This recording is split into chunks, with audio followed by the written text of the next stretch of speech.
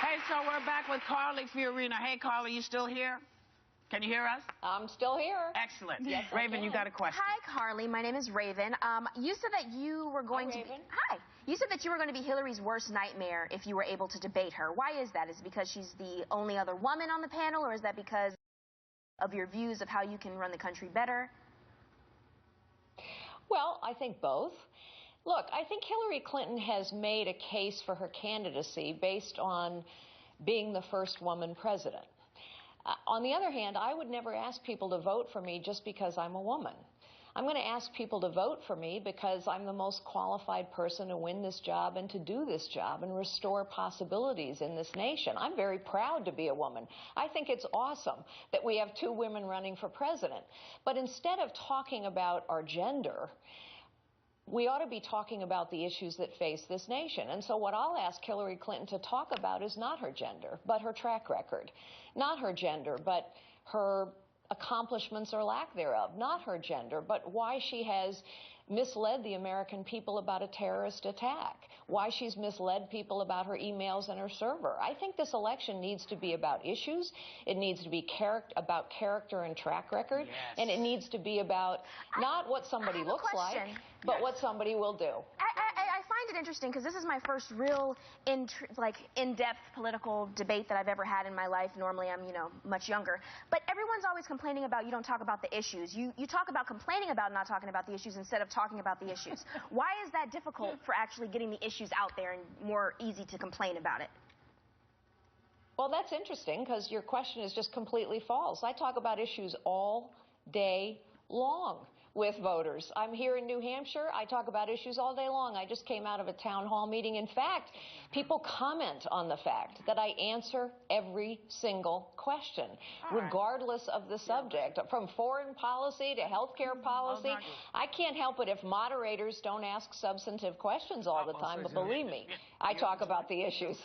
I want to actually talk to you about the moderators because, there was a lot of talk after the CNBC debates that you guys were happy, and Obama actually commented that if you can't handle the CNBC moderators, how are you going to handle Putin or China? What do you have to say to Obama in that for that comment? Well, first of all, I didn't complain about the moderators. There was apparently a meeting that several other candidates went to, or their staffs, I should say, went to complain about the debates. I wasn't there. My staff wasn't there. I've said a very simple thing. I will debate anyone, anytime, anywhere. I've gotten used to unfair questions from the media. It's sort of the way it is. If you can't handle a tough question or you can't handle an unfair question, then you really shouldn't be president of the United States. How about humor? Because, well, how about humor? I'm going to bring it up because there are going to be lots of comics saying lots of different things, and I wondered, because we saw some of that you were a little upset with us about a comic comment that was made. And so how will you steel your skin? Do you know what I mean? How will you get a thicker skin to accept some of the humorous things that will be said about you? Well, hey, if you meant your comment about my face being demented in a Halloween mask as humorous, so be it. I guess you misinterpreted Donald Trump's comments about my face and thought those weren't humorous. You sort of took him to task. Hold on. But the point is, look, I have a real thick skin. Actually asking the question, Carly. Hold on, Carly. Hold on. It's Joy again. I have a real thick skin. It's the wounded warrior. Give me a minute. Give Joy a second. I defended you against Donald Trump's comment. He is running for president of the United States, and he was making a nasty comment about your looks, and I took him on this show. But we are comedians here. I make fun of Hillary's pantsuits, and Hillary's husband's sex life, John Boehner's tan, Yes, who else? There's so much. Ben Carson. I want to also add that it was... Go on. I don't understand why any politician is exempt from my comedic jokes. I don't get that. From our community. You know what? You know what, Joy? You know what, Joy? You can say whatever you want. You always have. You always will. I'm not going to stop that. I'm not going to stop that. And don't worry. I have skin plenty thick enough to take whatever people throw at me. I'm making a different point. And the different point is this. I think that there are real issues in this nation that we ought to be able to discuss in a fact-based, civil fashion. Absolutely. And frankly, I don't think we talk that way enough.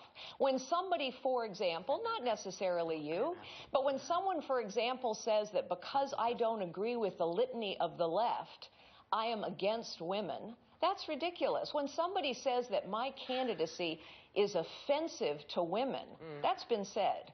That's ridiculous.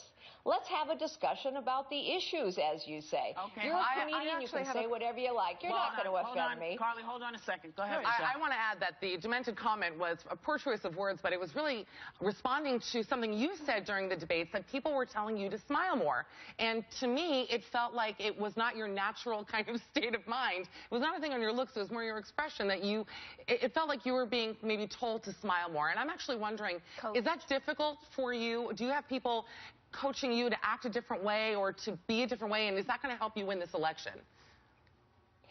Well, first of all, I don't have people coaching me to act a different way or be a different way. I am who I am.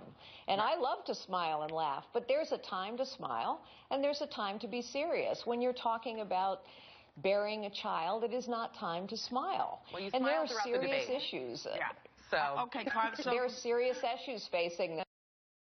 yes, and you know, one of the things that we did early on after you announced your presidency is we had you here, and Which I thought appreciate. we were pretty. Yes, I thought we were pretty respectful, and I have to tell you, having watched some of the press that you've garnered based on this fake feud with The View, I'm a little taken aback because you kind of said that that somehow liberal women are.